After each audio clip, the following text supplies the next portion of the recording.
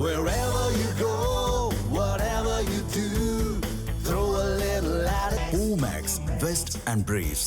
வங்கக்கடலில் நிலவி வரும் ஆழ்ந்த காற்றழுத்த தாழ்வு பகுதி இன்று மாலை காற்றழுத்த தாழ்வு மண்டலமாக வலுவடையக்கூடும் என்று வானிலை ஆய்வு மையம் தெரிவித்துள்ளது. இது தொடர்பான கூடுதல் விவரங்களை நமது செய்தியாளர் பாவேந்தர் வழங்க கேட்கலாம். வணக்கம் பாவேந்தர், விவரங்களை பதிவு செய்யுங்க. வணக்கம். தென்மேற்கு வங்கக்கட பகுதிகளில் இலங்கை கடலோர பகுதிகளுக்கு அப்பால நிலவிய ஆழ்ந்த காற்றழுத்த தாழ்வு பகுதி வடமேற்கு திசையில நகர்ந்து தென்மேற்கு வங்கக்கடல் பகுதிகளில் தமிழ்நாடு கடலோர பகுதிகளில் அப்பால நிலவி வருகிறது.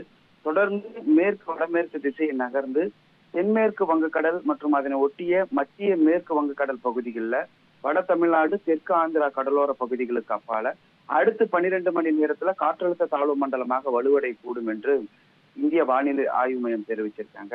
அடுத்த 12 மணி நேரத்துல வட தமிழ்நாடு தெற்கு ஆந்திரா கடலோர பகுதிகளை நோக்கி நகரக்கூடும் என்று தகவல்கள் கிடைச்சிருக்கிறது.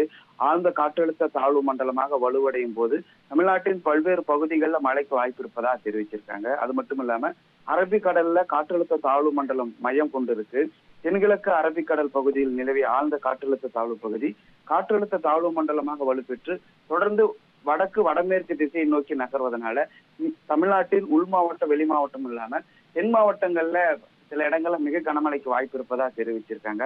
குறிப்பா காஞ்சிபுரம், செங்கல்பட்டு, சென்னை, திருவள்ளூர் மற்றும் விழுப்புரம், புதுச்சேரி, கடலூர் உள்ளிட்ட வட கடலோர மாவட்டங்கள்ல விட்டு விட்டு கனமழைக்கும் சில இடங்கள்ல மிக கனக்கும் பெய்ய வாய்ப்பு இருப்பதாக தெரிவிச்சிருக்காங்க. அதே போல ராணிப்பேட்டை, வேலூர், திருவண்ணாமலை, திருப்பத்தூர், கள்ளக்குறிச்சி உள்ளிட்ட மாவட்டங்களுக்கு 24 மணி நேரத்துல கனமழைக்கு வாய்ப்பு என்பது அறிவிச்சிருக்காங்க. குறிப்பா